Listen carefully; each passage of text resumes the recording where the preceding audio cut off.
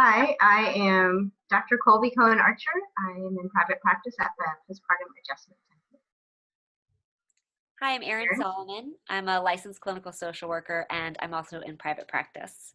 And today we're going to talk about some general coping strategies to get us through this period of dealing with COVID-19. So we really want to begin by some of the basics, the ways that you should cope always for difficult things, right? So making sure that you're eating healthy foods on a regular basis, drinking water, keeping a regular sleep schedule, and if you cannot sleep, knowing that that's okay given the situation, trying not to worry about not sleeping, just taking the time if you're not sleeping to read something or do something mindless like fold laundry, but not worry about it. Know that your body will sleep eventually because you'll get tired enough. Making sure you're exercising every day. That's part of general mental health. Feel free to jump in there, Erin. Yeah, no, I agree. Go through my list. It's keeping a schedule. It's getting dressed every day. It's doing some meditation or mindfulness if that's something that you enjoy doing. Maybe that's doing a gratitude practice. But I think it's important to stay in a schedule. You know, if you think about if you wake up and you stay in your pajamas all day and watch Netflix and eat potato chips, and by 2:00, do you think you're going to be feeling great? Probably not. You're probably going to feel pretty terrible. So it's about keeping that constant schedule, and that helps you stay grounded. It helps you sleep better. It helps you have a better mood. You mentioned a gratitude practice. I was reading something yesterday about good and bad gratitude, and so really distinguishing between looking at your life and trying to identify things that you do feel grateful for. That's healthy. Saying, well, I have enough food to eat, so I shouldn't feel bad. I shouldn't feel sad at the losses that I'm experiencing, or I shouldn't feel frustrated with my kids because at least we have a space that we can move around in pretty freely. That's nice. That's more bad gratitude, and it really triggers shame. That is not psychologically healthy for anybody. So we really want to stay away from any shoulds about how we feel. We all have a lot of feelings about the situation, and part of healthy coping really is acknowledging those feelings in one way or another, whether it's writing it down or like journaling, talking with friends, or even in our own the way that we talk to ourselves. We can say, I am grateful that I have this, and also I feel really sad about this. Yeah, you can. I hear a lot of people yes-butting or I shouldn't feel this way, and it's just not. It does not help any of us. Let's put it that way. That's right. So before we started recording, we were talking about losses. Why don't we talk about that? Yeah. So I think there's a lot of loss right now. And I think as a society, we're not quite sure how to deal with it. You know, we're sending all these funny memes to each other and things like that. But there's a lot of real loss going on. There's, you know, the loss of these events that we've been looking forward to, whether it's weddings or graduation or prom or my daughter's birthday party that was canceled. You know, there's a lot of loss about things that we're looking forward to, but then there's also real loss. We know somebody personally who's died from COVID-19. So there's real grief there. There's loss of finances. There's loss of stability. So it's just something that's real and it's there, and it's okay to feel however you feel about it. Loss of having a community of adults if you're used to working in a workplace and now you have to work from home. Loss of having your own space to do that in. So when we have events in our lives that are usually marked by something like a graduation, and yet we can't do that, it's really important to try to find a way to mark that. So I don't know what you did for a birthday in your house, but you know, finding a way to have a celebration whether it's getting people virtually to join you or just doing something in your family. Creating our own rituals for the events is really important because those rituals are what help us mark a shift or a transition. One of the things that we were missing when all of this started was any definitive a definitive marker for we're going from regular life to COVID-19 life. I don't know if you felt this way, but for me it was like, well, we had this little loss, now another little loss, and every day I was waiting for another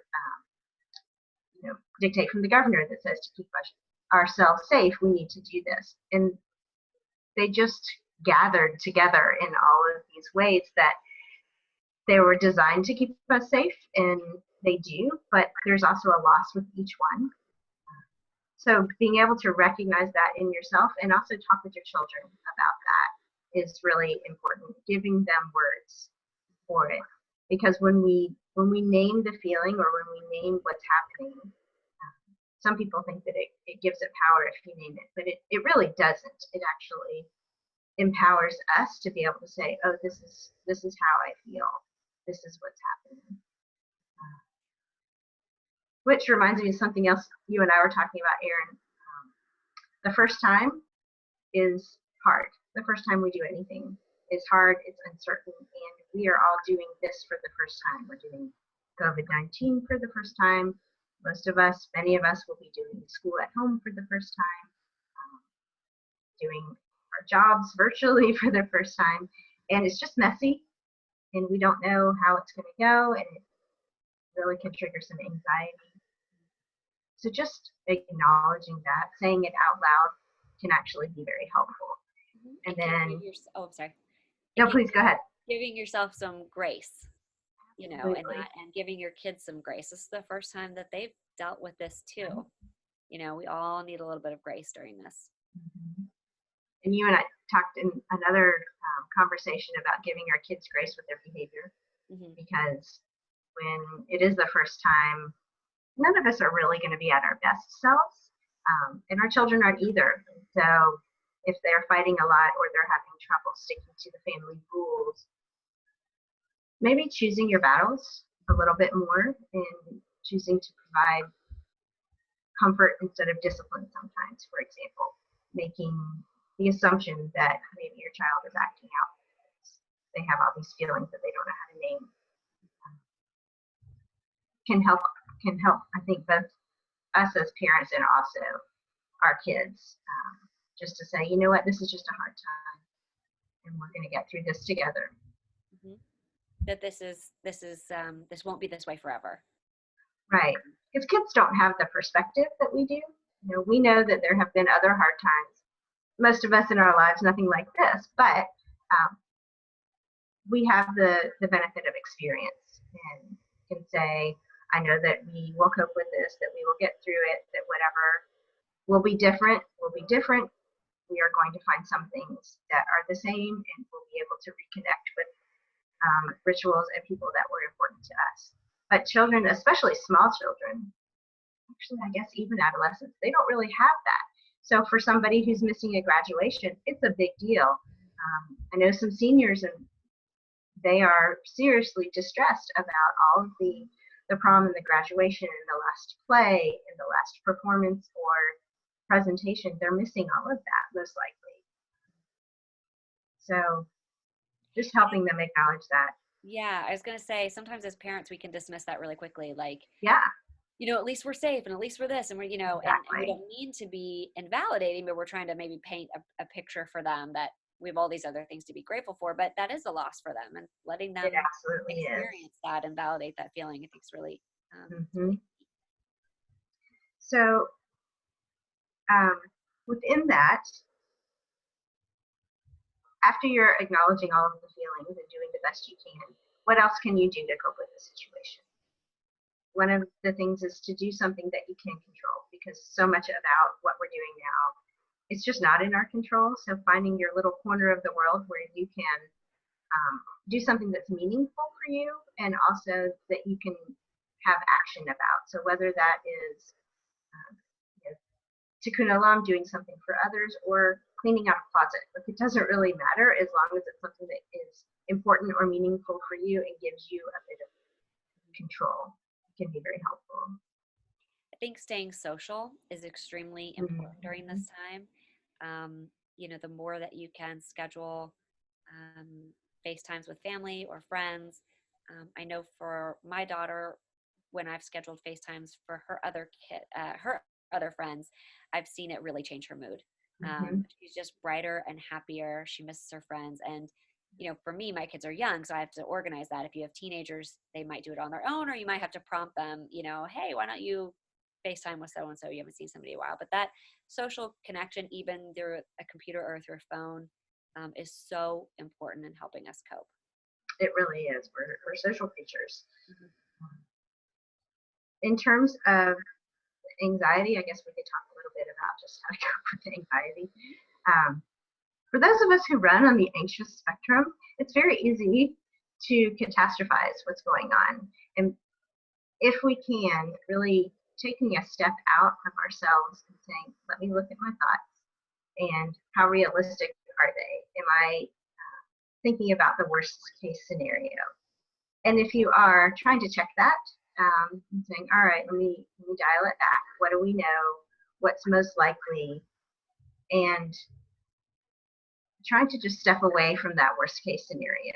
And if you can, step into something that's very present, that takes your attention right now. So you had mentioned mindfulness at the beginning. I think doing something that involves your five senses and really keeps you in the here and now, whether it's going on a walk and paying attention to what you hear, the sounds around you, the motion of each foot as you walk, the temperature, as opposed to walking and thinking and thinking and thinking. So anything that you can do that grounds you in the present really helps with anxiety a lot. Have anything to add? No, I think that's right. One of the other things that we talked about, and since we're speaking to a Jewish community, is how this time is sort of a pause, Mm-hmm. right? A pause on everything, and how Shabbat is also, it's our pause in our week, and how we learn from Shabbat. What we did in the week that we want to maybe improve on next week, or that went well and we want to do again, or spending that quality time with our family, saying the blessings over our kids, telling them why we're so proud of them. That has so much value in moving forward into the next week. And we were talking a little bit about how we can take the good from this and bring that with us into the next chapter when this pause is over, because it will be over and we will go back to life as normal.